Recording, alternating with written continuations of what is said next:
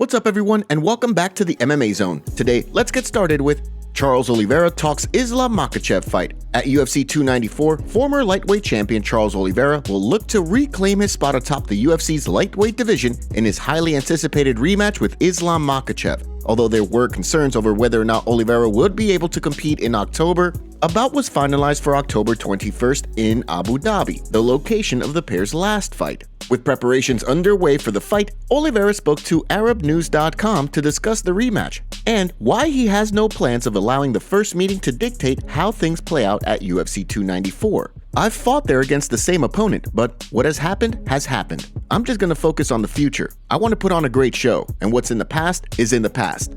As the former champion has maintained, he simply had an off night at UFC 280 and as such expects an entirely different contest this time around. Despite that, the odds currently have Makhachev as being a pretty heavy favorite going into the fight, at -310 compared to Oliveira's +230 underdog status. Given the current landscape of the 155-pound division, with Justin Gaethje waiting in the wings for his crack at the title, and Alexander Volkanovski eager to move back up in pursuit of champ status, it's safe to say that the stakes will be at an all-time high in Abu Dhabi. Do you think Oliveira has what it takes to avenge his UFC 280 loss and reclaim UFC gold by defeating Islam Makhachev? Drop your thoughts in the comment section below. Shout out to our first comments on yesterday's video. Thanks for the support. Israel Adesanya ready to expose Sean Strickland. The UFC 293 main event between Israel Adesanya and Sean Strickland is rapidly approaching in just a few short weeks. Although it took the UFC quite a while to make the announcement regarding the bout, the last stylebender doesn't seem fazed in the slightest by the quick turnaround. While speaking in a recent interview with MMA Junkie, Adesanya explained that although he is not underestimating Strickland, he has no doubt that he will make short work of the outspoken and oftentimes controversial contender. People do think I'm gonna blow through this guy, rightfully so, because I will. And I said, he's not an easy fight, but I'll just make it look easy. He's a hard fight, but I'll make it look easy. I've made a lot of hard men look easy work, so yeah, this would be no different. Of course, given the infamous UFC 276 press conference where these two men verbally sparred on stage, many fans are eager to see the two share the stage once more leading up to their UFC 293 clash. According to the champ, he doesn't care about the press conference. He only cares about what happens when the two men meet in the center of the octagon. You know, he wants to be that guy and macho or machismo. I'm like me, I don't need to prove I'm a man by doing all that kind of shit. I just be me, and I'll still fuck you up.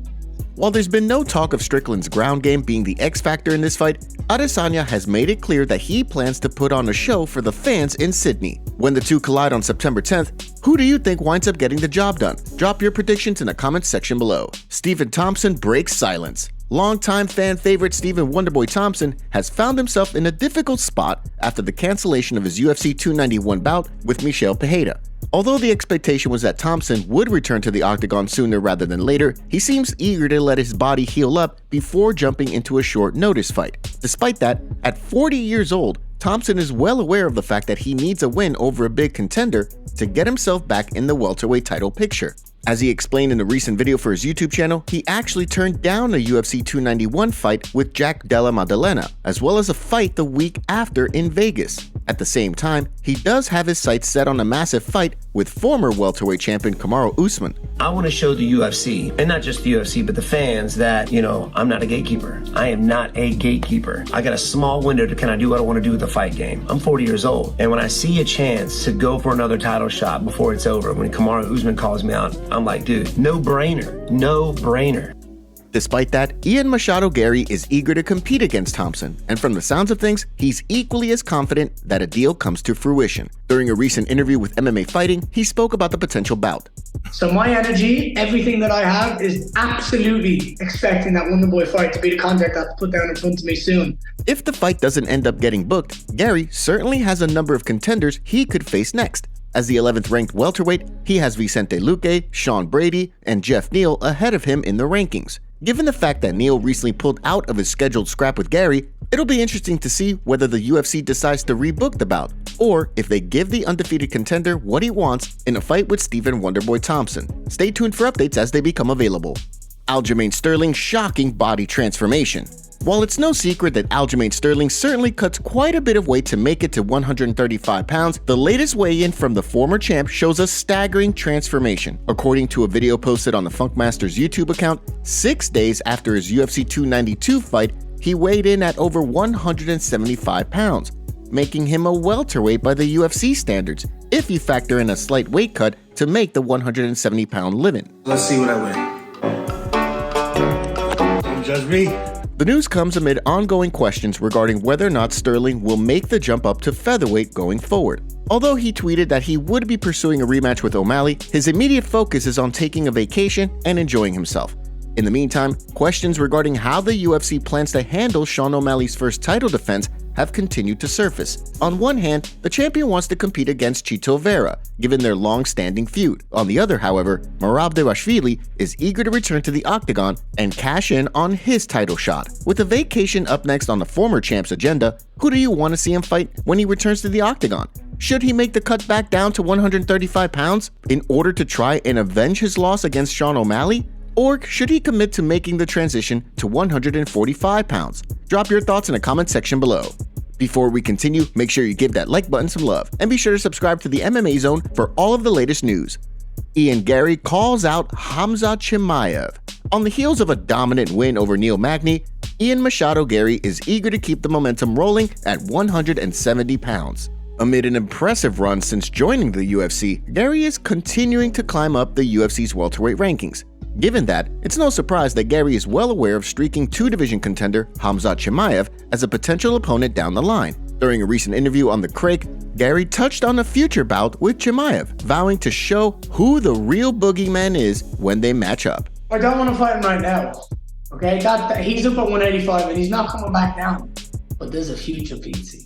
There's stuff that's going to happen in the future. That guy's legit, right? He's as legit comes. But everybody keeps talking about him like he's this boogeyman. Sweet. Cool. I'll see you in a couple of years. I'll see you at 185 and we'll see who the boogeyman is. Chimaev's next appearance will be at UFC 294, where he's expected to face Paulo Costa in a pivotal middleweight matchup. Despite the fact that he has yet to be ranked in the middleweight division, Chimaev already finds himself lined up for a potential future showdown with Bo Nickel down the line as well. Given how active Chimaev seems to be on social media when it comes to addressing callouts and making his own callouts, expect Boers to give his thoughts on the situation. In addition, leading up to his UFC 294 clash with Costa, media members could wind up asking the undefeated contender for his thoughts on Garry's comments leading up to the event. Stay tuned for updates as they become available. And now for our breaking news story of the day. I have a huge desire to get back to work and get back into the octagon and do it again. You know, keep moving. The Chito rematch gets me excited too, just because it's I think it's a fan favorite fight right there. I think it's a big fight. I think it does big pay-per-views, and now that I get pay-per-view points, I really feel like now I feel like it's game time. I wonder where did me versus Chito say happens in December and Leon versus Colby happens in December. What do you put me the main? I'm asking it as a genuine question. I mean, fucking Colby Leon's a big fight too. Yeah. It's a big fight. I don't know if it's bigger than me versus Chito. I don't know if that matters. Dana White in trouble with cops. UFC President Dana White recently sent fans into a frenzy with an Instagram story post showing him taking a selfie out the rear window of his car. Behind him was a police car, lights flashing, indicating that the UFC president could potentially be in some trouble. As part of his post, White wrote, "Good morning," leading fans to assume that he had been pulled over in Las Vegas.